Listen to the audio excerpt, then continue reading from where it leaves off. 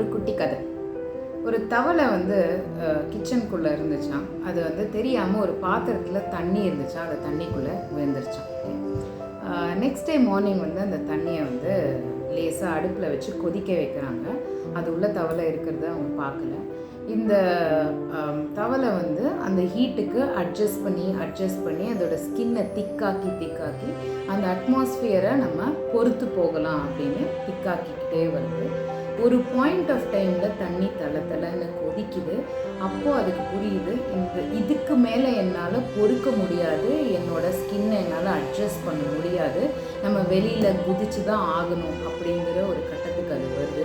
ஆனால் ரொம்ப நேரமாக வந்து அதோட ஸ்கின்னை அட்ஜஸ்ட் பண்ணி அதோட எனர்ஜியெல்லாம் லூஸ் பண்ணிடுது.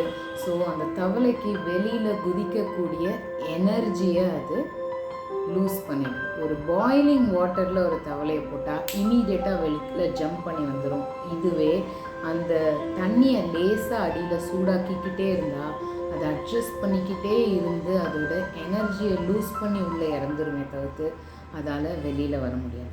இதை நான் ஏன் இப்போ சொல்கிறேன்? ஹாப்பி மாம் ஹப்பில் என்ன பண்ணுறோம்? நிறைய மதர்ஸ் வந்து கேட்பாங்க, என் ஹஸ்பண்ட் கிட்ட பேசுகிறீங்களா, அவர்கிட்ட புரிய வைக்கிறீங்களா, என் பையன்கிட்ட பேசுகிறீங்களா, என் பையன் சரியானா நான் சரியாயிருவேன். இதெல்லாம் அடியில் வந்து அந்த ஹீட் மாதிரி. இதை ஹெல்ப் பண்ணுறதுக்கு, இந்த ஹீட்டை கம்மி பண்ணுறதுக்கு help. But what we can do is, நீங்கள் உங்களால் என்ன பண்ண முடியுமோ, உங்களுக்கு என்ன சப்போர்ட் பண்ண முடியுமோ வி வில் பி டூயிங். அந்த தண்ணியில் ஒரு கயிறு போட்டு இதை மேலே பிடிச்சி வந்துடுமா, உனக்கு டயர்டாக இருக்குன்னு தெரியும், இந்த ஒரு லேடரை பிடிச்சி நீ மேலே வந்துடு அப்படின்னு ஹெல்ப் பண்ணுறது தான் ஹாப்பி மாம் ஹப்.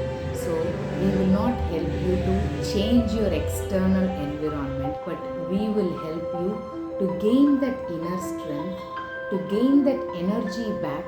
உங்களை நீங்களே கிளைம் பண்ணுறதுக்கு ஹெல்ப் பண்ணி நீங்களே அதிலிருந்து வெளில வந்து அந்த சுச்சுவேஷனை ஹேண்டில் பண்ண முடிகிற அளவுக்கு உங்களுக்கு எம்பவர் பண்ண